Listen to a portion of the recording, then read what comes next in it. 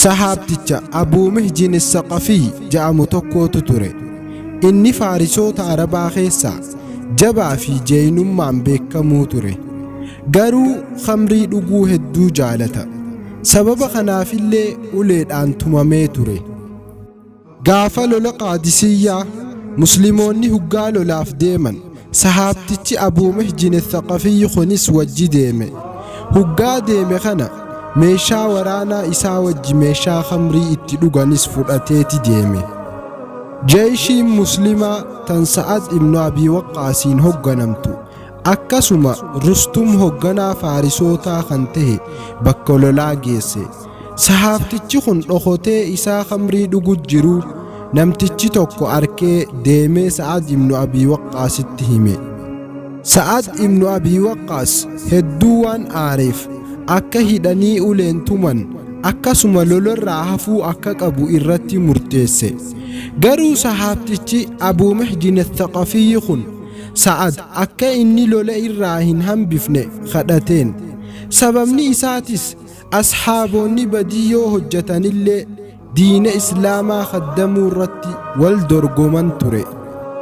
Hoggaa isaan sahaabticha kana hidhanii dhiisanii biraa gama dirree waraanatti kutan inninis iyyutti seene. Eegasii jaartiin Sa'ad ibnu Abii Waqqaas dhuftee isa laalte.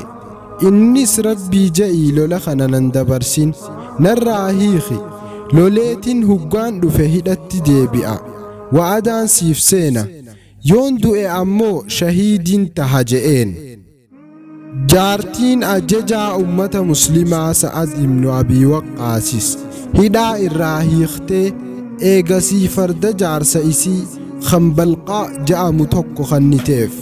Inninis huccuu waraana isaa uffatee farda Balqaa jedhamu kanarratti bahee akkasuma fuula isaa hagooggatee gama dirree waraanaa kute.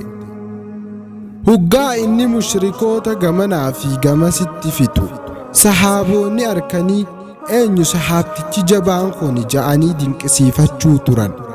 Sa'ad ibnu Abii Waqqaasis lola keessatti dhawamee waan madaa qabuuf lolaa ala dhaabbatee laaluu tureen. Fardi kun Balqaa fakkaata. Abaleen ammoo abalee Abuu Mihjin As-Saqafii fakkaatti. Abuu Mihjin As-Saqafii ammoo hidhamee mana hidhaa jira. Kuni akkamitti tahuu danda'a je'ee ajaa'ibuu ture.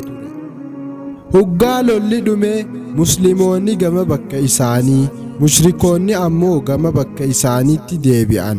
Sa'ad ibnu Abii Waqqaas daddafee gama mana Abii Mihjin As-Saqafii itti hidhamee san deeme. Hoggaa dhufee laalu fardiin akkuma inni hidhe sanitti jira garuu hurkaan irraa yaa'u jira.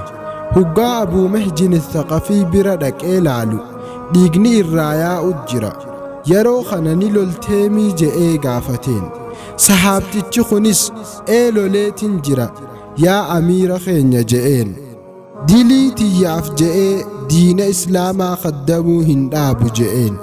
Eegasii arrabooda maqaa rabbii guddaatiin siif kakadhee wa'ada siif seena khamrii akkaan hin dhuyne je'een. Abuu Mihjin As-Saqafii kun Sa'ad ibnu Abii Waqqaasiin.